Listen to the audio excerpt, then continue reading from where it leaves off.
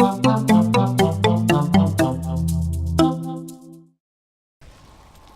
you ever been told whilst playing a game online that you should delete it? This is a common occurrence across the internet, and it usually happens for one reason: you're not doing very well at the game. This happens to me sometimes, and in one particular game. I'm usually alright at video games. I'm no god, but I've played enough games by this point that I'm fairly good at most genres. One I'm not very good at though is MOBAs. I just can't seem to get the hang of them. No matter how many hundreds of hours I play or tutorials I watch, I just can't seem to get good. My favourite MOBA is Dota 2. I've played it a pretty big amount over the years. It's the type of game that once or twice every couple of weeks I'll just drop into a game or two. It's my go-to game for passing time when I can't decide what else to play. Playing it online though is not always a pleasant experience, and the reason for that is that after all these years I'm still pretty mediocre at it. For some reason I just can't get good. I'll keep trying to improve and learn, of course. I haven't resigned myself to my fate, but I have a lot of case evidence which suggests that I'll be stuck in my current state of poor play for a while yet. So this brings up a conundrum. Should I keep playing a game that I'm not very good at? The obvious answer is yes. Play what you enjoy and don't worry about other people. Who cares if you suck? However, this isn't generally the reaction you get online.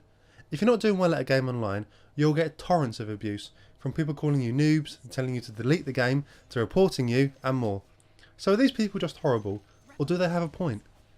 I've been thinking about it, and I think there's a yes and a no to it. In a game like Dota 2, which is a team game, it can obviously be very frustrating if there's someone in your team who isn't pulling their weight. If they aren't playing bad on purpose, then I think the better response would be to help them out, give them tips and pull them up rather than push them down. It's far more rewarding to see a player which is struggling end up doing well, rather than just attempting to bury them. If anything, hurling abuse at an underperforming player is only going to make them play worse. If it's a non-team game, then I don't think there's any reason why you should say this sort of thing to someone.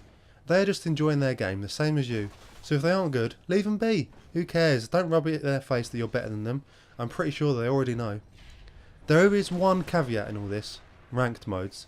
When people are playing a ranked mode, in for example Dota 2, then it's not fair to knowingly bring them down, when it does matter if they win or lose. In unranked, winning or losing doesn't really matter, it's just for fun.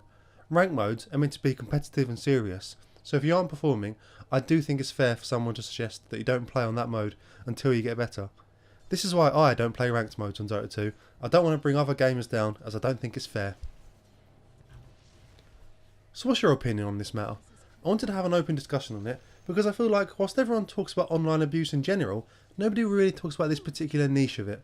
Let me know in the comments below, and we'll have a right old chat. Goodbye!